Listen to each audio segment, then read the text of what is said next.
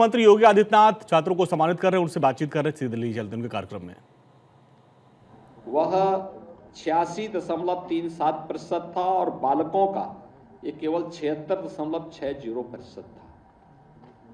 तो ये चीजें दिखाती हैं कि बालिकाएं ज्यादा मेहनत करती हैं, बालक मेहनत करने में थोड़ा पीछे है।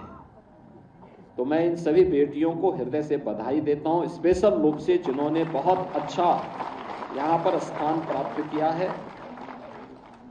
इसमें अगर हम मेरिट की जब बात करते हैं तो अगर आप देखेंगे प्रदेश की टॉप 10 रैंक जो प्राप्त हुई है उत्तर प्रदेश माध्यमिक शिक्षा परिषद में, तो इसमें हाई स्कूल में अगर आप देखेंगे तो इसमें हाई स्कूल में जो बॉयज केवल 24 और बालिकाएं 43 मेरिट सूची में आई हैं। प्रदेश की मेरिट सूची में इन्होंने स्थान प्राप्त किया है, यानी बालकों से लगभग दोगुना।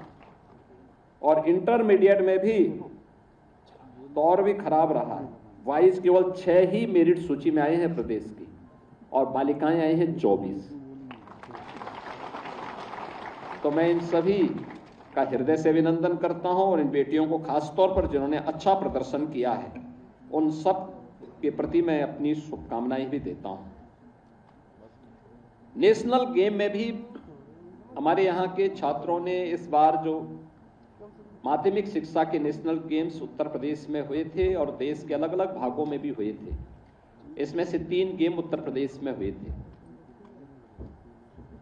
उत्तर प्रदेश के हमारे युवा प्रतिभा ने प्रधानमंत्री जी के खेलो इंडिया खेलो और फिट इंडिया मूवमेंट से प्रेरित होकर के उत्तर प्रदेश के नौजवानों ने, खासतौर पर हमारे माध्यमिक शिक्षा से जुड़े हुए नौजवानों ने बहुत अच्छा प्रदर्शन किया है।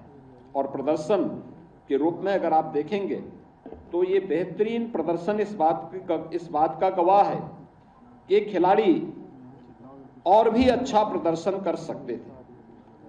जैसे 68वीं राष्ट्रीय विद्यालय खेल प्रतियोगिता में उत्तर प्रदेश के 363 खिलाड़ी छात्र छात्राओं ने इसमें भाग लिया था और इसमें 363 खिलाड़ियों में 179 पदक इन्होंने प्राप्त किए हैं, जिनमें 51 स्वर्ण पदक, 46 रजत पदक और 82 कांस्य पदक हैं।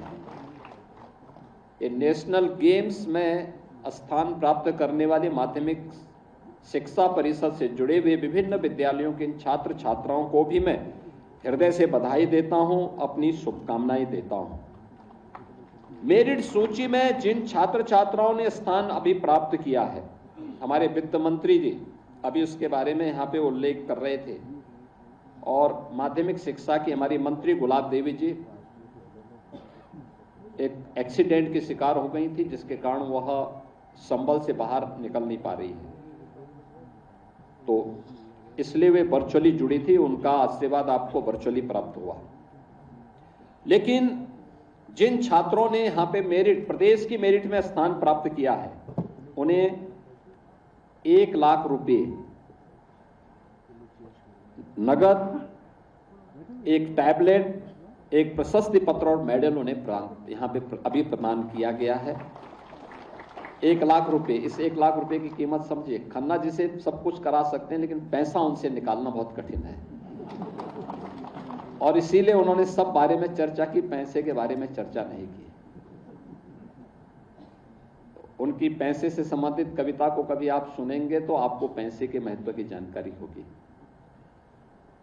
और जनपद स्तर पर जिन बच्चों को आज हमारे जनप्रतिनिधिगण सम्मानित कर रहे हैं, ये जिले की मेरिट में जो बच्चे आए हैं, उन बच्चों को 21,000 रुपये धनराशि, एक टैबलेट, प्रशस्ति पत्र और मेडल उन्हें जनपद स्तर पर प्रदान किए जा रहे हैं। ऐसे ही प्रदेश के अंदर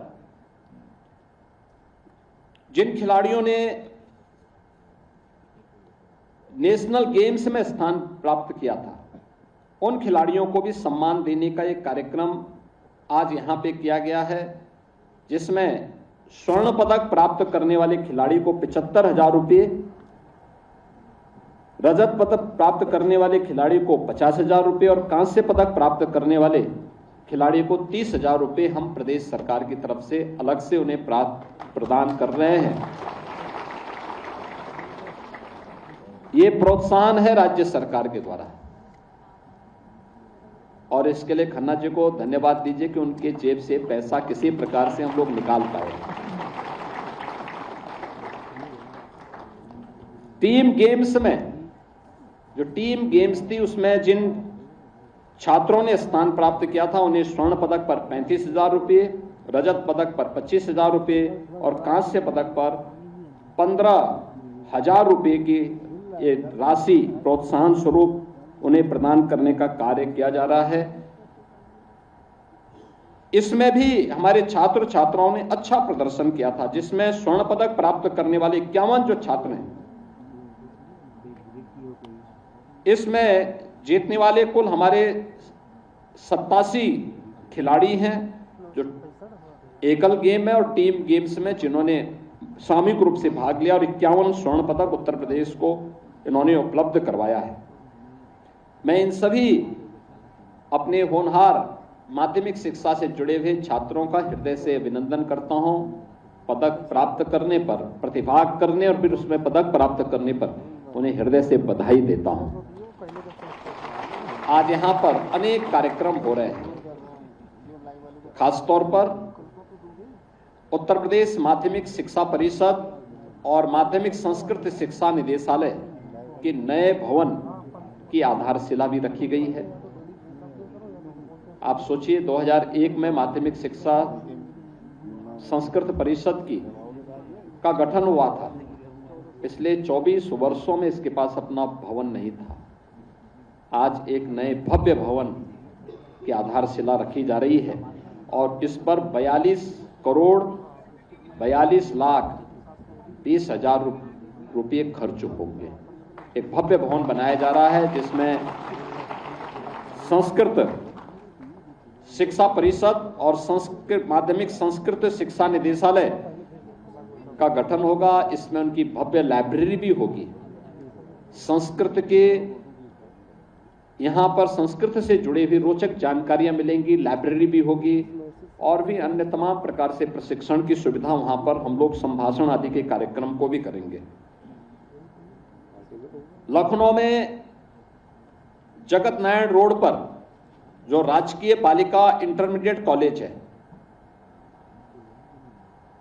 काफी पुराना कॉलेज है, भवन जर्जर है। तो प्रोजेक्ट अलंकार के अंतर्गत हम लोगों ने गवर्नमेंट इंटर कॉलेजेस को एक नए भवन के रूप में बदलने की जिस कार्रवाई को आगे बढ़ाया था, उसी क्रम में आज हम इस भवन के लिए भी, इस नया भवन यहाँ पे बनना है, इस नवीन भवन के लिए भी 48,92,80,000 करोड़ रुपए स्वीकृत किए गए हैं। उसका भी शिलान्यास आज यहाँ पर हुआ है। मैं इस पूरे विद्यालय को भी हृदय से बधाई देता हूँ। एक भव्य भवन बनेगा।